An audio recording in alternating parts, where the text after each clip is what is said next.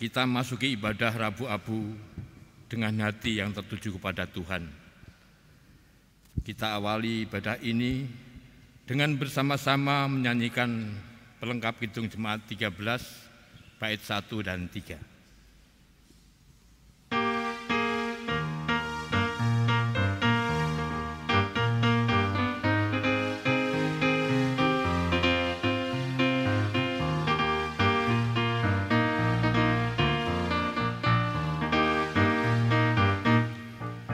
Kita masuk rumahnya, berkumpul menyembah kepadanya. Kita masuk rumahnya, berkumpul menyembah kepadanya. Kita masuk rumahnya, berkumpul menyembah kepada Kristus. Menyembah Kristus Tuhan.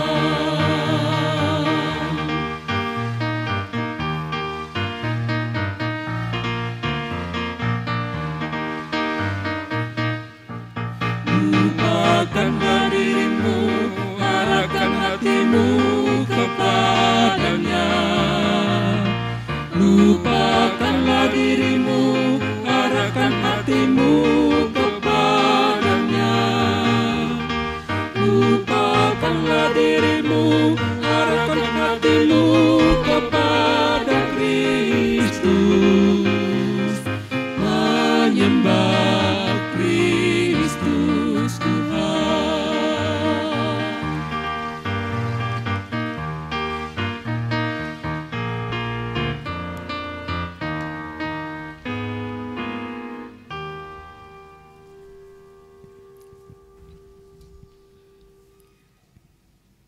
Aku melayangkan mataku ke gunung-gunung, dari manakah akan datang pertolonganku? Pertolonganku ialah dari Tuhan yang menjadikan langit dan bumi. Ia takkan membiarkan kakimu goyah, penjagamu tidak akan terlelap.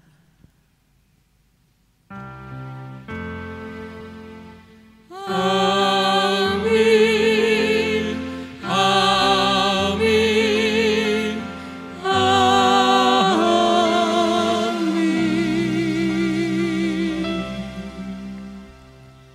Kasih karunia dan damai sejahtera dari Allah Bapa kita dan dari Tuhan Yesus Kristus menyertai saudara sekalian. Dan menyertai saudara juga.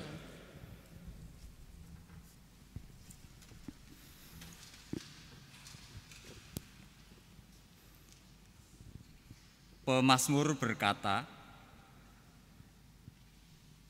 "Adapun manusia, hari-harinya seperti rumput, seperti bunga di padang, demikianlah ia berbunga. Apabila angin melintasinya, maka tidak ada lagi ia, dan tempatnya tidak mengenalnya lagi." Itulah kita, manusia yang tinggi hati dan sering membanggakan diri. Melalui ibadah ini, kita akan bersama-sama belajar merendahkan diri di hadapan Tuhan dalam tema "Koyakkanlah hatimu".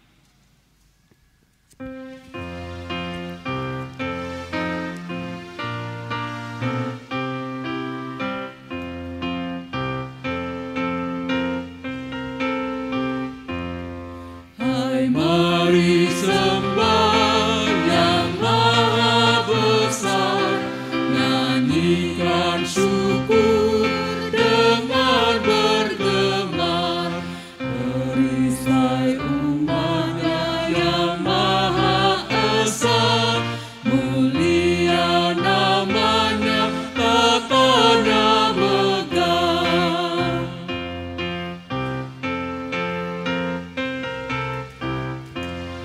Umatmu lemah dan cari debu, tetap memegang janjimu teguh. Kasih setia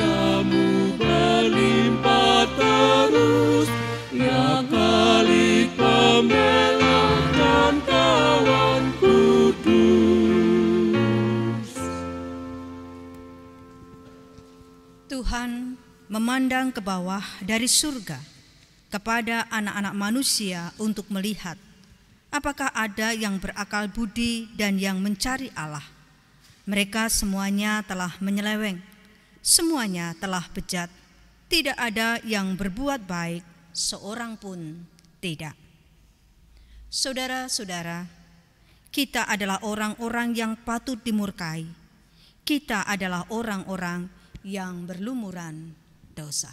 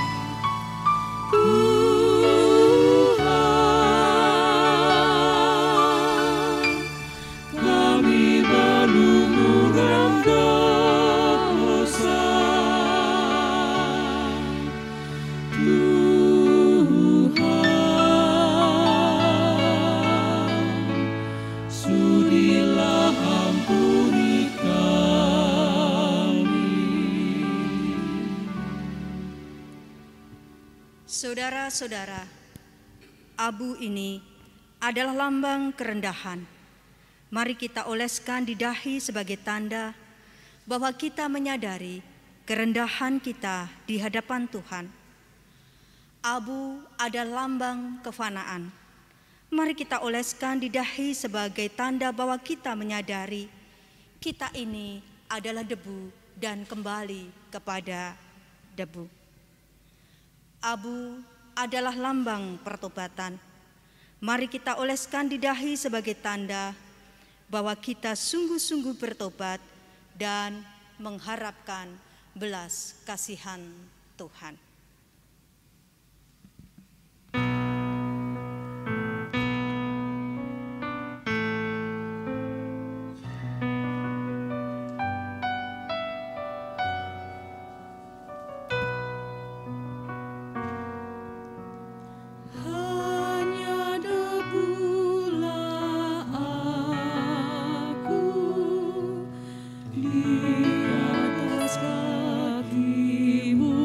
Tuhan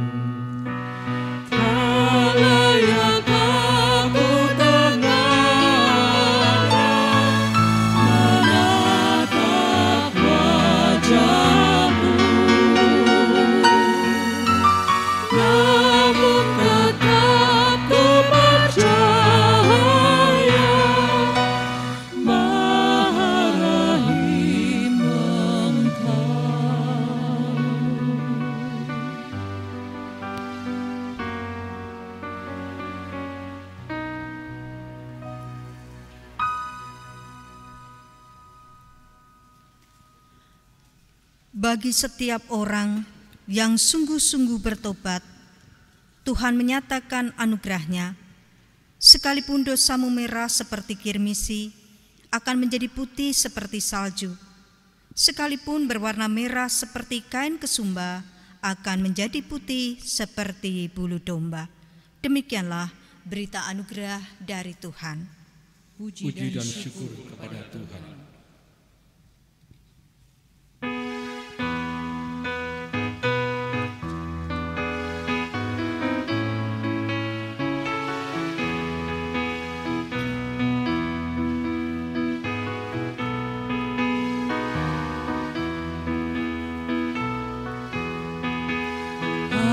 Ajaib benar anugerah membaru hidupku.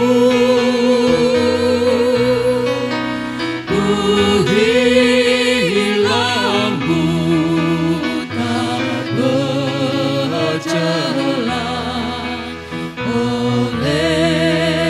aku sembuh.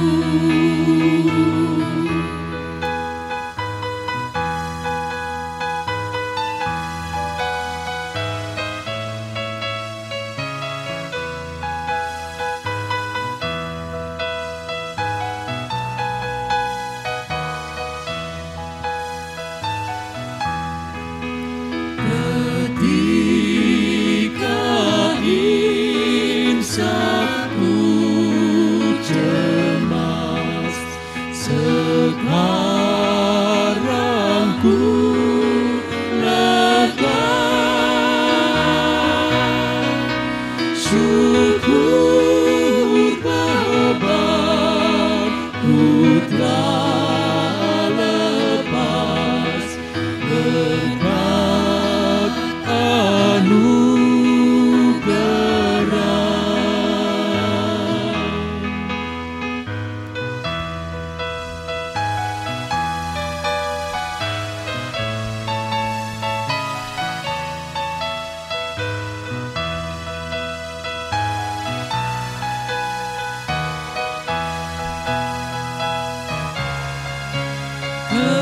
Kendati nanti ragaku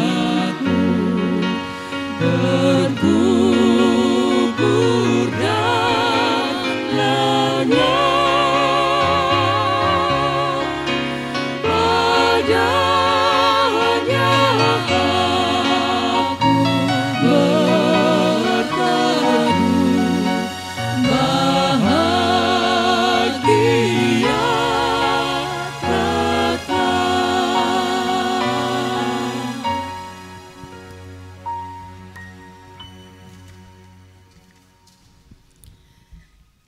Saudara-saudaraku yang terkasih di dalam Tuhan Yesus Kristus dan anak-anakku sekalian, kita akan bersama-sama mendengarkan sabda Tuhan. Karena itu kita menyiapkan hati kita, mari kita bersama-sama berdoa. Sore hari ini Tuhan, dalam menghayati akan kefanaan kami, kerapuhan kami serta keberdosaan kami, melalui ibadah Rabu Abu, kami menghampiri tahta-Mu, hendak mendengarkan firman-Mu, kehendak-Mu kepada kami sekalian, bagaimana kami berada, dari mana kami berasal, dan kemana kami akan pergi, yang menjadi kekuatan bagi kami untuk memaknai setiap hari pemberian Tuhan dalam hidup kami. Bersabdalah kepada kami Tuhan, nyatakanlah kehendak-Mu kepada kami. Dalam Yesus kami berdoa, amin.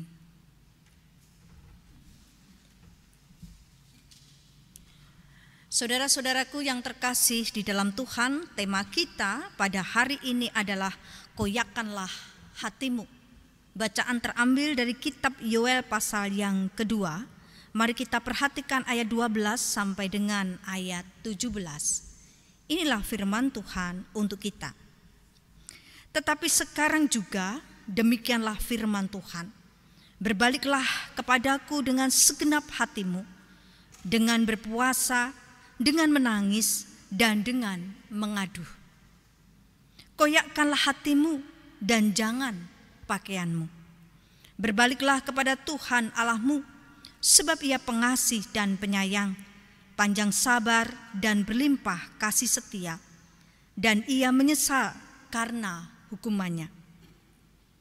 Siapa tahu, mungkin Ia mau berbalik dan menyesal, dan ditinggalkannya berkat, menjadi korban sajian dan korban curahan bagi Tuhan Allahmu. Tiuplah sangkakala di Sion, adakanlah puasa yang kudus, maklumkanlah perkumpulan raya. Kumpulkanlah bangsa ini, kuduskanlah jemaat, himpunkanlah orang-orang tua, kumpulkanlah anak-anak, bahkan anak-anak yang menyusu. Baiklah pengantin laki-laki keluar dari kamarnya, dan pengantin perempuan dari kamar tidurnya. Baiklah para imam, pelayan-pelayan Tuhan menangis di antara balai depan dan mezbah, dan berkata, sayangilah ya Tuhan umat-Mu, dan janganlah biarkan milik-Mu sendiri menjadi cela, sehingga bangsa-bangsa menyindir kepada mereka. Mengapa orang berkata di antara bangsa, di mana Allah mereka? Demikianlah firman Tuhan. Yang berbahagia ada setiap orang yang mendengarkan dan memuliakan Hosiana. Hosiana, Hosiana, Hosiana.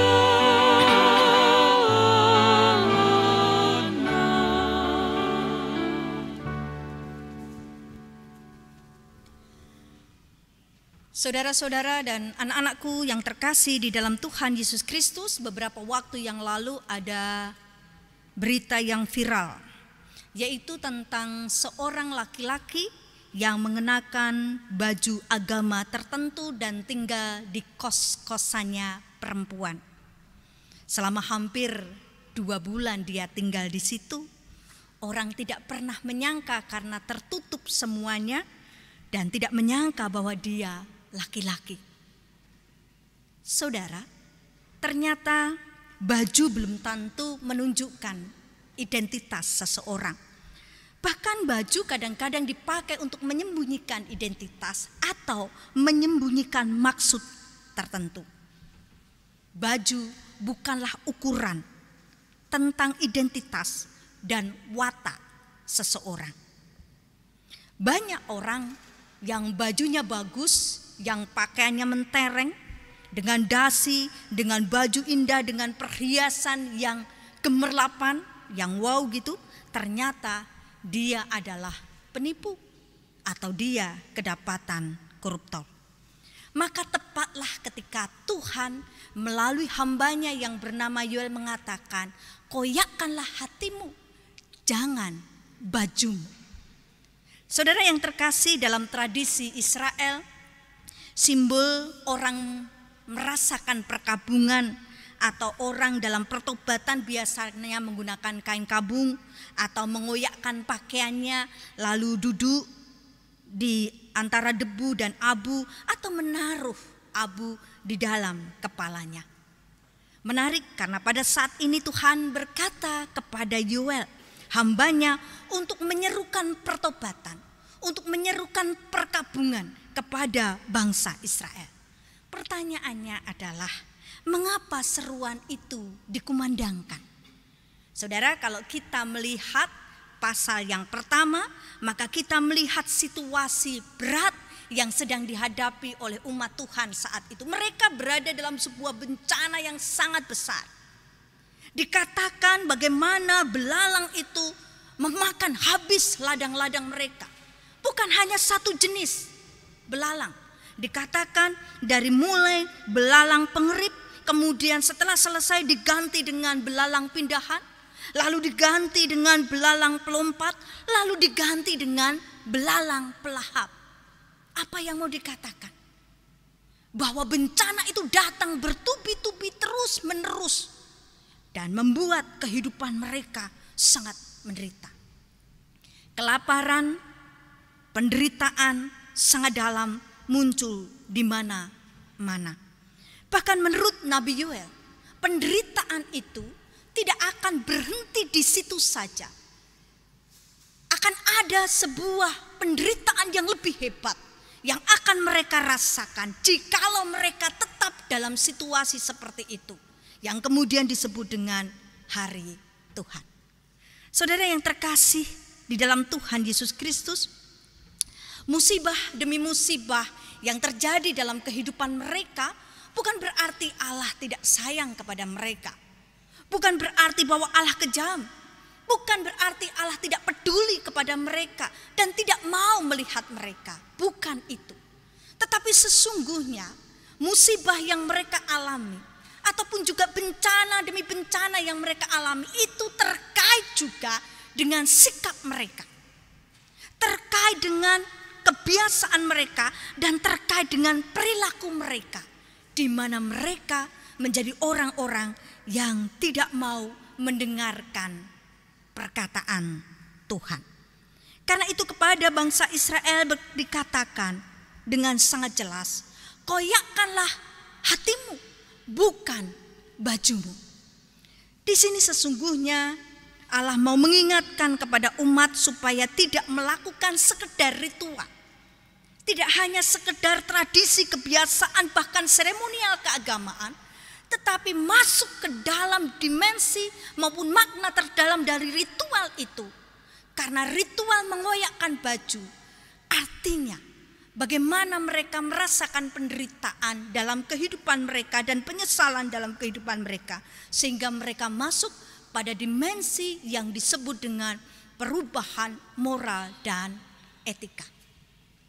Saudara yang terkasih, apa sesungguhnya ungkapan maksud dari mengoyakkan hati? Ada dua kata yang dipakai oleh Yoel untuk menjelaskan apa artinya mengoyak hati.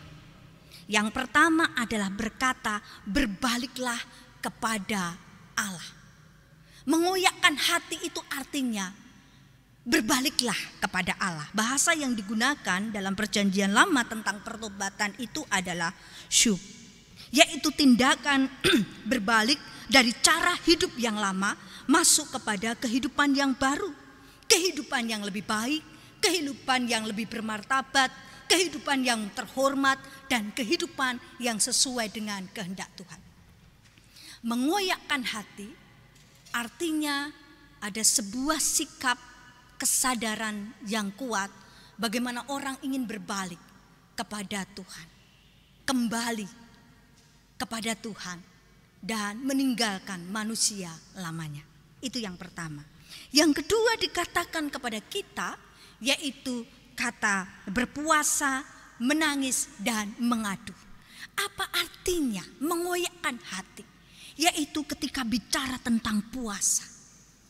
Puasa yang kemudian diungkapkan adalah puasa yang secara lahiriah, yang kemudian numusi sampai hati, yaitu puasa di dalam hati. Dan itu ditunjukkan dalam sikap menangis dan mengadu.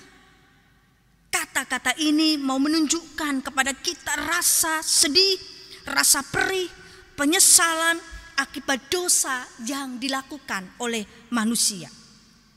Tuhan mengharapkan bukan hanya sekedar mengoyakkan baju, tetapi mengoyakkan hati adalah ketika kita betul-betul merasakan bagaimana hati kita betul-betul menangis, betul-betul sedih, betul-betul terluka ketika kita menyadari akan kesalahan yang telah kita lakukan dalam kehidupan kita selama ini. Saudara yang terkasih di dalam Tuhan Yesus Kristus, oleh sebab itu menjadi penting bagi kita untuk memahami bagaimana mengoyakkan hati berarti bagaimana kita melakukan apa yang disebut dengan mematahkan, meremukkan hati yang penuh dengan dosa lalu datang kepada Tuhan. Hati itu kecil, hati itu bisa lembut, tapi bisa juga lebih keras dari baja. hati itu bisa sangat keras dan ora iso dilokke. Maka ketika kita bicara tentang pertobatan adalah bicara bagaimana perjuangan kita ngelokke, mematahkan, membengkokkan kekerasan hati kita. Jangan-jangan peristiwa demi peristiwa yang terjadi dalam kehidupan kita disebabkan karena perilaku kita, tabiat kita, atau kesalahan yang pernah kita lakukan. Maka hari ini Tuhan melalui Nabi Yoel mengatakan, koyakkanlah hatimu. Biarlah hati kita koyak, kita remukkan dalam pengertian menyadari akan kesalahan kita. Yang kemudian Yoel mengatakan, bukankah Allah pengasih dan penyayang? Siapa tahu Dia akan menjauhkan mara bahaya yang lebih besar dari itu semua dalam hidup kita. Pertanyaan kita yang kedua adalah, lalu apa yang harus kita, siapakah yang harus menyatakan pertobatan itu di hadapan Allah? Siapa yang harus bertobat? Apakah orang lain yang kita pandang salah, suami kita, istri kita, bojone dhewe sing keras kepala, tegar tengkuk, atau anak-anak kita, atau teman pelayanan kita, atau tetangga kita, atau saudara kita yang kemudian dia harus bertobat dan lain sebagainya? Dikatakan dalam bacaan ini, ketika sebuah persoalan besar, musibah demi musibah terjadi dan bencana terjadi dalam kehidupan komunitas, maka dikatakan bahwa setiap orang yang ada di dalamnya harus menyatakan pertobatannya. Kalimat yang dipakai adalah, serukanlah kepada anak-anak, kepada orang tua, bahkan anak-anak yang masih menyusui, yang orang memandang tidak ada salah apapun, diajak untuk menyatakan pertobatan sebagai simbol tentang semuanya. Bahkan pengantin juga diminta untuk keluar. Padahal dalam tradisi Yahudi, pengantin laki-laki maupun perempuan bisa dibebaskan dari semua itu. Tetapi Yoel mengatakan tidak, suruh mereka keluar. Bersama dengan orang tua, bersama dengan yang lain. Bahkan dikatakan para imam pun harus datang menangisi mezbah itu. Apa yang mau dikatakan? Maka pertobatan itu harus dilakukan semua orang, tidak terkecuali. Karena bukankah seringkali kita sadari bahwa mungkin kita andil meskipun besar ataupun kecil masuk dalam sebuah komunitas, maka kita bisa saja melakukan kesalahan itu. Sekarang ini banyak orang yang kemudian melemparkan kesalahan itu kepada orang lain. Penderitaan demi penderitaan kemudian dikatakan, oh itu kesalahan A, itu kesalahan B, itu kesalahan X, ini kesalahan komunitas ini kesalahan itu, ini kesalahan ini dan sebagainya. Orang begitu mudah menyalahkan orang lain ketika ada sesuatu yang terjadi. Hari ini kita semua diajak untuk introspeksi, menyesali segala kesalahan kita, serta berusaha mencari jalan keluar. Mereka berusaha mencari jalan keluar dengan mengatakan, ayo kumpulkan mereka, mari kita mengadakan perkabungan dan mari kita kuduskan persekutuan kita. Itu adalah jalan, saudara. Itu adalah solusi yang kemudian dipakai dalam rangka untuk mengeluarkan atau keluar dari persoalan yang ada. Maka disinilah sebetulnya kita juga melihat bagaimana kita diajak menyatukan hati dalam rasa, juga dalam karya yang sama secara real, menghadapi dan menyelesaikan persoalan kehidupan kita bersama.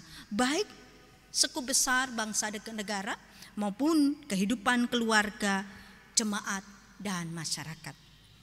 Saudara yang terkasih di dalam Tuhan, hari ini kita masuk dalam Rabu Abu.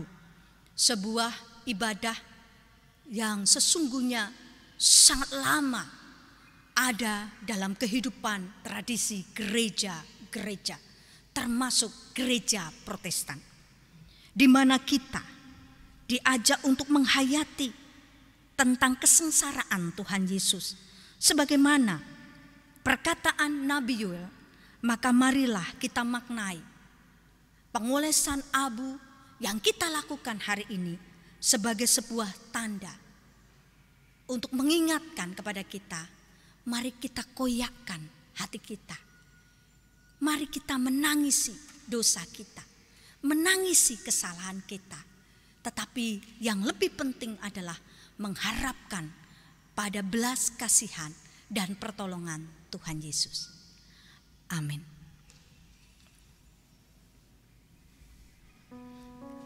Saat teduh untuk kita semua.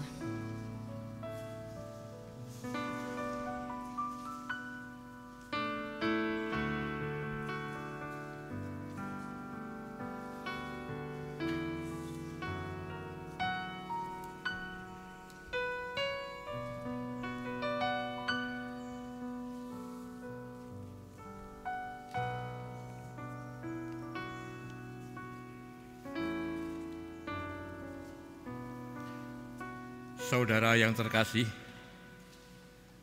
sabda Tuhan hari ini telah meneguhkan iman kita.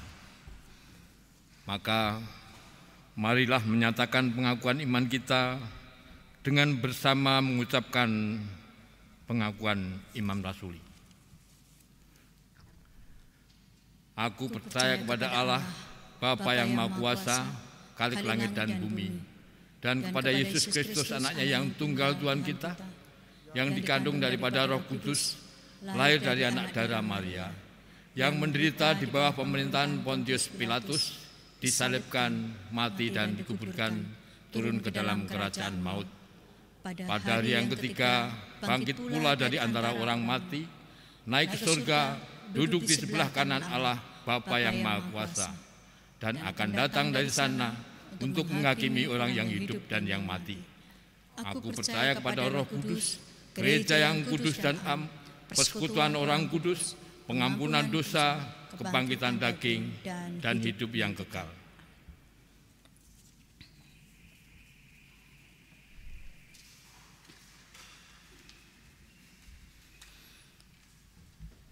Mari kita menyatukan hati kita di dalam doa.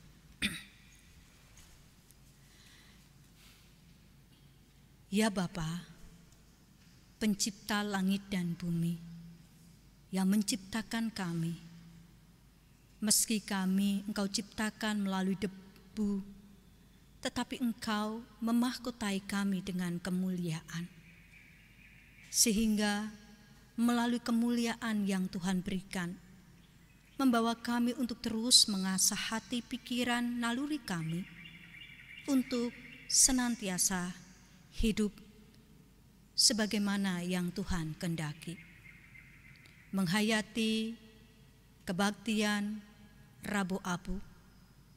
Kami sungguh disadarkan bahwa kami ini berasal dari tanah, berasal dari debu, dan pada akhirnya kami juga akan kembali menjadi debu. Tetapi hari-hari yang Tuhan berikan kepada kami sungguh sangat indah. Karena begitu banyak cinta kasih yang Tuhan berikan kepada kami melalui cinta orang-orang di sekeliling kami. Hari-hari yang Tuhan berikan kepada kami begitu bermakna, karena di dalamnya kami merasakan sukacita dan kesempurnaan sebagai manusia dalam suka dan duka hidup kami. Maka ketika kami menghayati akan Rabu Abu, menyadarkan kepada kami bahwa kami tetaplah debu. Kami tetaplah manusia yang ringkih. Kami tetap manusia yang penuh dengan keterbatasan. Mengingatkan kepada kami, karena seringkali kami arogan, kami merasa kami kuat, kami merasa kami muda, Kami merasa kami memiliki harta yang banyak dan kedudukan yang tinggi. Kami merasa bahwa kami sehat dan lain sebagainya. Tapi hari ini Tuhan mengingatkan kepada kami bukanlah apa-apa dan siapa-siapa. COVID-19 mengingatkan kepada kami juga betapa rapuhnya kami. Karena itu biarlah setiap helaan nafas yang kami hirup, setiap cinta yang kami nyatakan dan cinta yang kami terima, menjadikan kami selalu memuliakan nama Tuhan dalam perilaku hidup kami.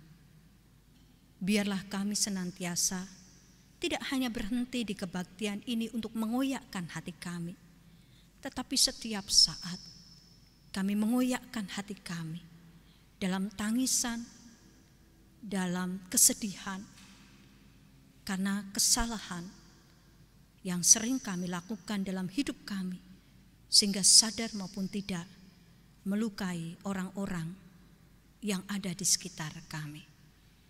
Biarlah apa yang kami lakukan bukanlah sekedar seremonial, tapi sungguh kami hayati hidup kami menjadi lebih baik. Lepaskanlah kami dari segala penderitaan, baik dalam kehidupan berbangsa dan bernegara, sehingga kami segera terbebas dan dapat menghadapi COVID-19, kami bisa bangkit, maupun juga peristiwa bencana lainnya. Kami mohon uluran tangan Tuhan untuk saudara-saudara kami yang sakit. Meskipun kami lemah, tapi kami memiliki Tuhan Yesus yang kuat, yang dapat menolong kami dan menyembuhkan kami. Biarlah kami selalu berpengharapan dan percaya bahwa Kristus Yesus adalah kekuatan kami dan Engkau adalah Allah di segala zaman dan kehidupan. Karena itu Tuhan, kami menyerahkan kehidupan kami, gereja kami,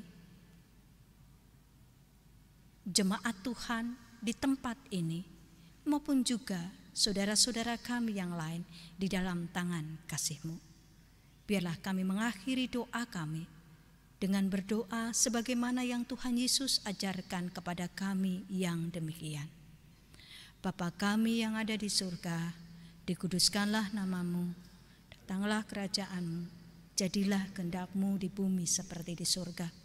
Berikanlah kami pada hari ini makanan kami yang secukupnya, dan ampunilah kami akan kesalahan kami, seperti kami juga mengampuni orang yang bersalah kepada kami.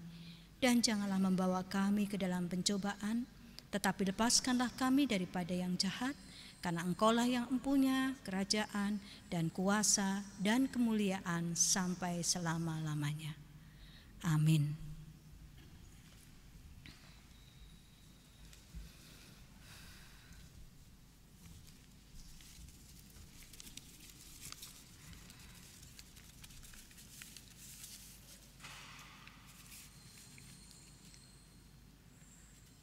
Saudara yang dikasihi dan diberkati Tuhan, marilah menyatakan syukur kepada Tuhan atas kasih dan pemeliharaannya dalam hidup kita. Dengan mengingat Mazmur 145 ayat 15 sampai dengan 16. Mata sekalian orang menantikan Engkau, dan Engkau pun memberi mereka makanan pada waktunya. Engkau yang membuka tangan-Mu dan yang berkenan mengenyangkan segala yang hidup.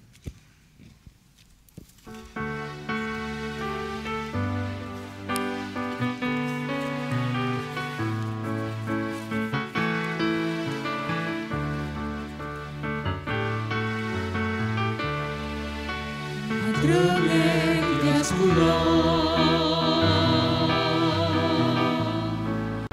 ngaturkan panuwun Gusti,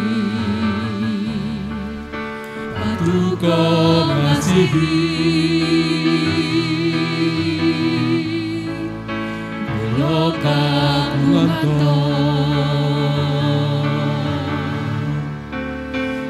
punika Gusti bisa kuasa jiwa lan raga kula tandharke bondo kang pangaji kang langkung prayogi sinaos Gusti mung punika Gusti panyuwun kula mugi katampiya atur kawula mekesan kawula agama paduka wirantos sapala.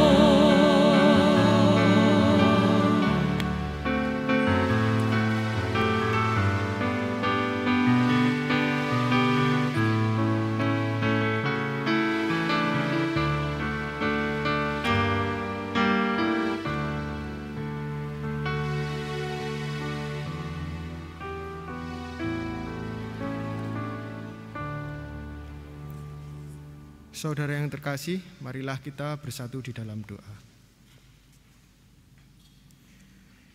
Bapa yang Maha Kasih, Bapa sumber segala berkat, kami mengucapkan syukur ya Tuhan atas penyertaan sehingga kami boleh melaksanakan ibadah Rabu Abu sore hari ini. Tuhan, kami mengucap syukur atas segala berkat sehingga kami boleh mendengarkan firman-Mu yang disampaikan oleh Ibu Pendeta Abiheni. Kiranya Tuhan, firman yang telah kami dengar boleh kami lakukan di dalam kehidupan kami, sehingga kami boleh melakukan seturut dengan kehendak-Mu. Bapa di surga, tak lupa kami mengucapkan terima kasih ya Tuhan atas kasih karunia dan berkat yang boleh selalu kami terima dan kami nikmati hingga saat ini. Kami mengerti dan percaya bahwa semua berkat yang kami peroleh itu hanya karena kemurahan Tuhan di dalam kehidupan kami. Untuk itu ya Bapa, kami telah mengumpulkan persembahan ini sebagai ungkapan syukur atas kemurahan-Mu yang tidak pernah berhenti mengalir di dalam hidup kami. Kuduskanlah dan terimalah persembahan ini ya Tuhan. Kiranya persembahan ini dapat menjadi berkat dan boleh memperluas kerajaan-Mu di bumi ini. Tuhan, kami juga berdoa untuk Bapak Ibu Majelis yang mengelola persembahan di GKJ Samirono Baru. Kiranya Tuhan curahkan berkat sehingga dapat mengelola persembahan ini seturut dengan kehendak-Mu. Bapa, inilah doa kami yang kami panjatkan di dalam nama Tuhan kami Yesus Kristus. Haleluya. Amin.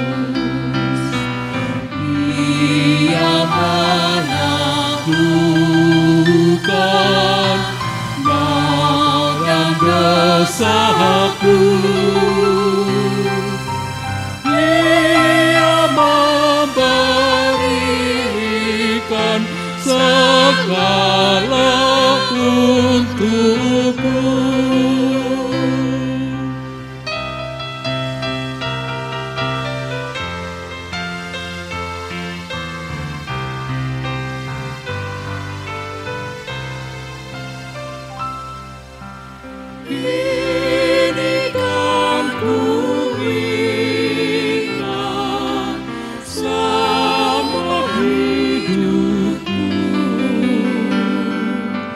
takkan ku lupakan sepanjang umurku. Kan ku beritakan sekelilingku,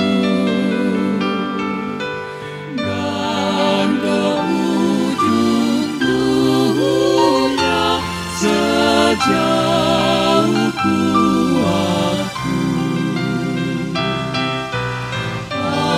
Apapun terjadi atas diriku, takkan ku lepaskan kasih-Mu Tuhanku.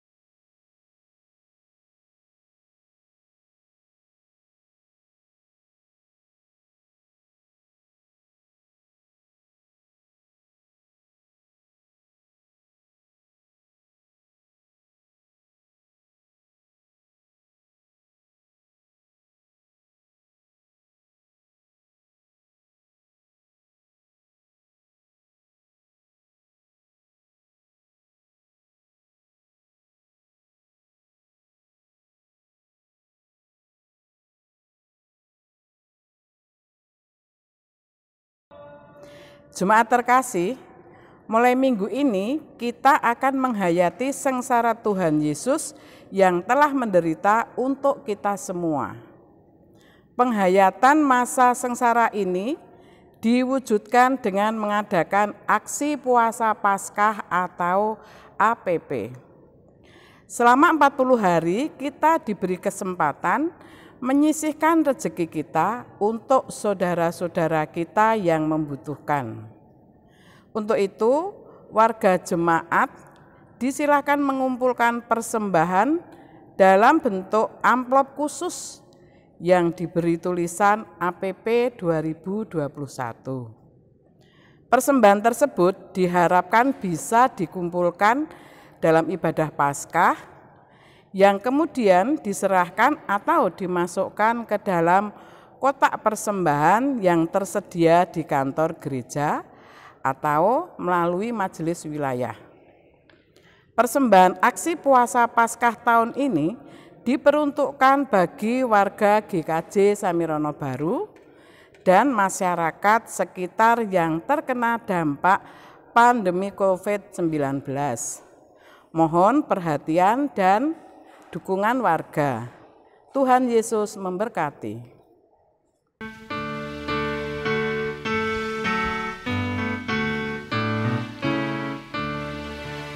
Pujilan panuwun tonjok ring Gusti, wingkunging sehipun pangayomi, suci nukila indah sang kula, imen manakula tantram selaminya.